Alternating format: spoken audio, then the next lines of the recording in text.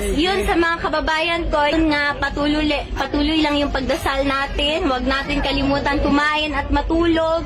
Magpahinga tayo. Tapos huwag na natin silang patulan. Doon na tayo babawi sa eleksyon. Tapos alagaan yung mga katawan, ha? Oo, alagaan yung mga katawan. Matulog, Ma'am, pakisama na rin po mga OFW, ma'am. Oo. Nakita ko sa sa internet ang daming mga protest, mga prayer rally ng mga OFW. So maraming salamat sa inyo lahat. Yes, ma'am. So, malaking bagay to para sa akin at sa pamilya ko.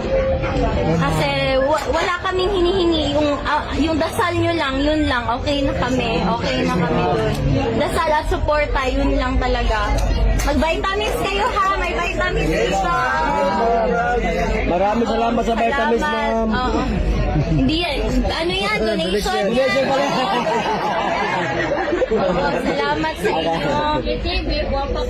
Salamat. Ma'am, wala pa ko'y tulog, ma'am. Ma'am Kitty.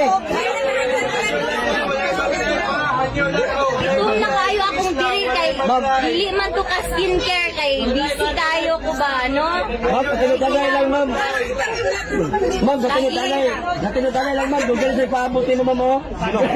Karoon naman ko kauli, no? Karoon na ako nakapakita sa inyo, pero salamat, you guys.